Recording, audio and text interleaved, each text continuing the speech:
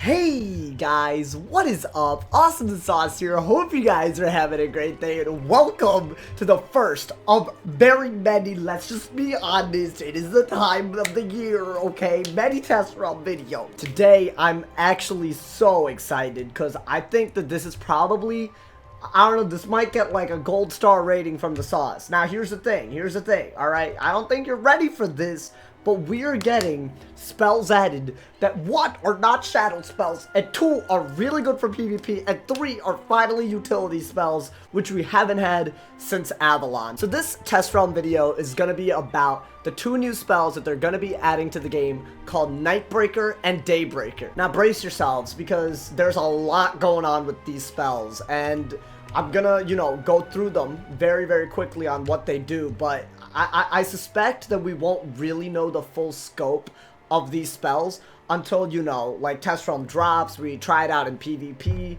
we put it into our decks, and everything. But without further ado, let's get right into it, my man. So let's start off with Daybreaker. Now, what Daybreaker basically does is that it's a sun spell enchant. And what happens is that once you put it on the spell, it adds the pip cost by 3. So basically, it's that takes place of any enchant. So let's say you had like a damage spell, right?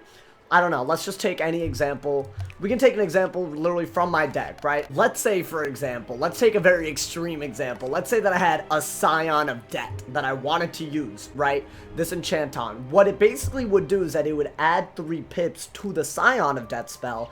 And essentially what it would do is the next round, it's your turn, it'll cast along with whatever else you do. Now with Daybreaker specifically, how this works is essentially that it casts first. So with Scion specifically, I obviously would not recommend that because it's just one of those spells that you want to buff, right?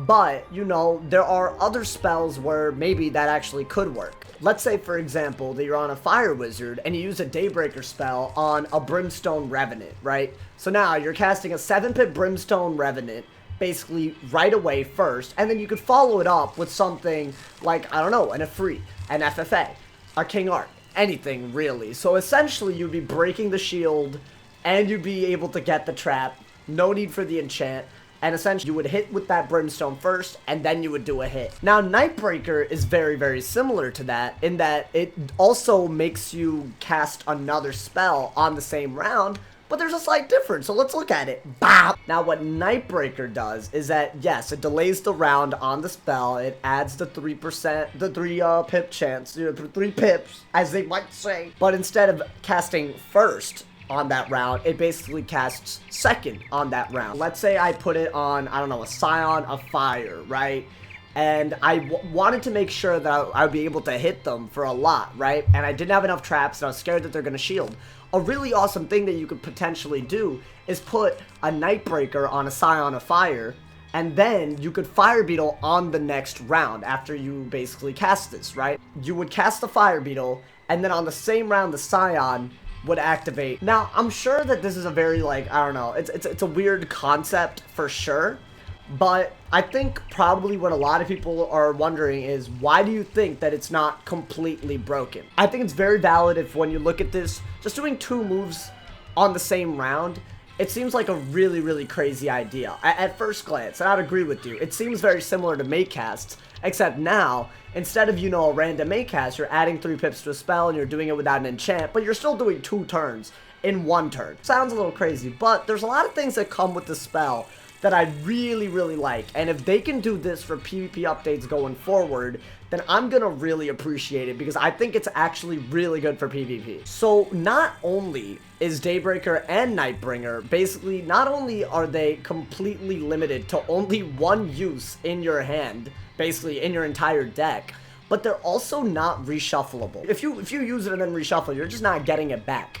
So essentially what that does is not only are you limiting the number that you can put into your deck, you're also limiting the number of times you can use it in any one match. That is a really, really powerful thing, and I'm going to tell you exactly why I'm so happy about that. Not only does it give you the ability to make spells that actually do a lot, like a lot of stuff, like, you know, but it basically lets you do things for a trade-off a limited number of times. I can't tell you how much it would help the game if the exact same concept of limiting the number of times you can use it and making a spell non-reshuffleable. There's so many spells where I feel like that could actually work very well. Guardian Spirit, for example. If you use it a few times over and over again, there should be a way to limit your your ability to use it, you know? And I don't think that that would completely fix the Guardian Spirit problem, but the fact that this mechanic is in the game makes me think that you can apply this to other spells that are spammable and exploitable. Take other spells, like Lore, for example. I feel like Lore Master, when a lot of people are mad about the fact that it can spam, if you added a non-reshuffleable quality to Lore, and maybe you added something where it's a limited number in your deck compared to other spells, if you do something like that, if you have the coding and the mechanics to do that, that could really fix PvP in terms of limiting the use of very, very good spells without nerfing them. I'm not saying, by the way, that this is essentially the only way to go, but I am saying it's really exciting that they're exploring something like this, because if they don't do this, then any new spell that you put out could essentially just be abused. Like, this is really good because even if it's OP, even if it's completely overpowered, it still requires good deck building to have it at the exact moment that you need it, and there are tons of options. Now, another thing that I do want to add, and I'm going to make a whole new video on this when Test Realm actually drops so I can look at it, because according to where I'm getting these are from the update notes. They could change, and also they don't give a great view of this, but there's this thing that's coming up where you can essentially do this thing called spell writing, and what spell writing is you can upgrade spells in your own individualized way. Example that they gave is a Firecat. You can upgrade this spell to the point where it does something like 100 damage to 140, or you can make it always do 110. Which, I mean, that's really exciting because you could either have a very reliable card for PvP, or you could have something that, you know, you would like to have do more damage for PvE. I definitely think this customizable thing is really interesting. But what does that have to do with this video? According to the update notes, they said that this first tier of the spells can only be added to the deck once. So what I think is going to happen is that if you can upgrade the tiers enough, you could probably add it to your deck 2 or 3 times. Now, don't forget that you still can't reshuffle this, so however many times you add it to your deck, that's the only number of times you're going to be able to use it, right? So that still means it's very limited in power, but if you can add 2 or 3, I mean, I would, in my opinion, I'd stop at 2 and see how it affects PvP.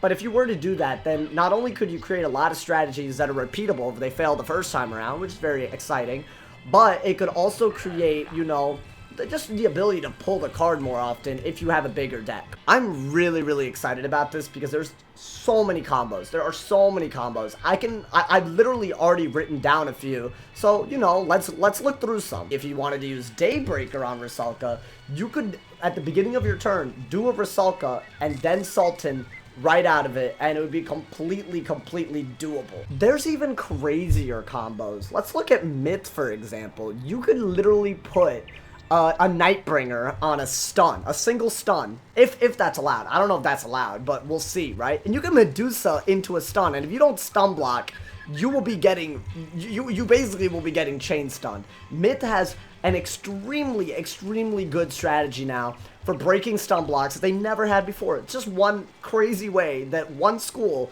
will create a completely new strategy around something just off of this one spell. Let's get even more creative, right? Let's say that you want to use a Burning Rampage from second, but you don't want someone to triage or shift it.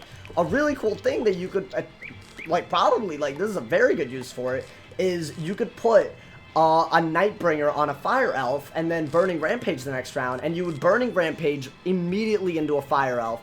And if you had a Bubble or a Shrike up, something like that, where the traps and the blades won't get used by the Fire Elf, then it could work. You'd be creating a nice little 10-pip combo that would work really well to prevent people from triaging you or shifting you just because you're second. What it does do is create a new dynamic. There are strategies that would never work from second that could work from second, and honestly what this opens the door for is a lot more creativity from the player base. Now guys, there's tons more examples of combos that you could do. I've given you 2 fire combos and 1 storm combo, but there are obviously tons. In fact, let me know in the comments below what your favorite combo that you think you're going to be using. I would love to see some ideas, and maybe when this drops, I'm going to try to use them in PvP. So yeah, double hits coming to the game very, very soon. Hope you guys enjoyed this little test realm update. Obviously, there'll be many, many more test realm update videos coming to the channel. So make sure you turn on the notifications. In fact, join my Discord in the description right now, so that you can watch the videos exactly when they drop. There's also other links in the description: my Twitch, my Twitter, my Discord, my Instagram, my Patreon, all of that if you want to help support the live stream, my mans. I appreciate it. I'll see you guys live the second test roll drops. Thank you for all the love. Drop a like if you enjoyed, leave a sub if you're new, and if somebody is not told you're awesome today, they doing something wrong. So stay awesome, brother. And yeah.